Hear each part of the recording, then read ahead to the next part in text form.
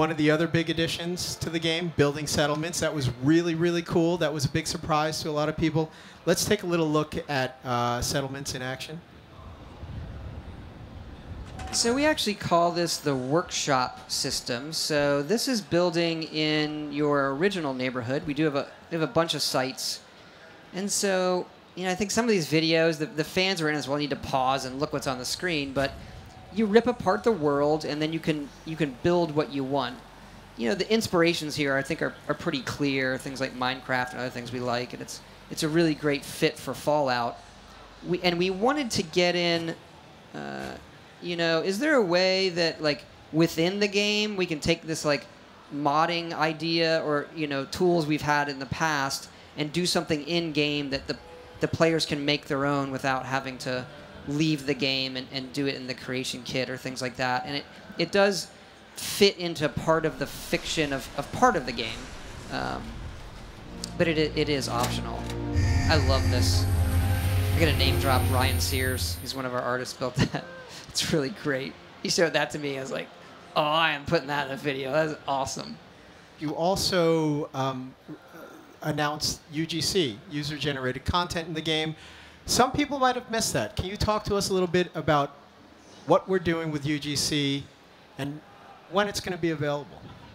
Yeah, so we're doing it on the PC similar to Skyrim. We'll have the creation kit that will come out not at launch. Just like Skyrim, it'll come out early 2016. And then, you'll have all the PC mods and all of that stuff. But then what's really exciting is we're finally bringing it to console. So working with Microsoft. So once we get it out on the PC with the creation kit, it's then going to come to Xbox One.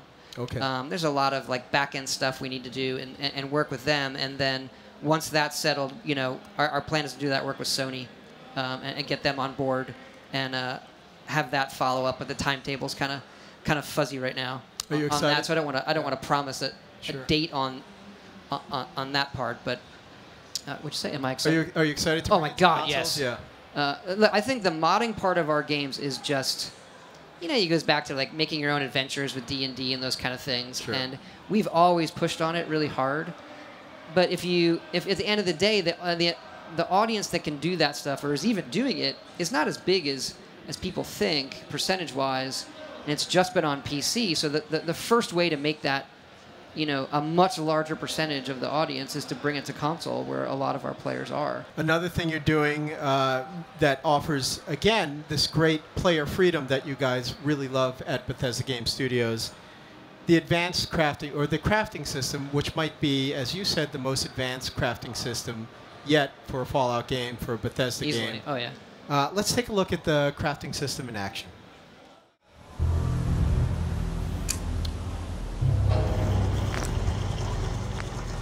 Todd, tell us, how does the crafting work, and why is it the most advanced crafting system you've ever offered the players? The main gist of it is that we have all this junk around the world. So it sort of started like, if you looked at alchemy in Skyrim, but imagine that was on everything. And so that stuff in the beginning of the game that you would just think is crap and laying around, you would then realize, like, oh, I need the baby bottle because it has X. And so it was a look at having components, so having a set number of components in the world, and then having lots and lots of items that were different mixes and matches of those components, and then you realize that, like, adhesive is an important element for building a lot of things. Then you realize actually duct tape and glue tend to be more valuable than, like, grenades, like, for real, in the game.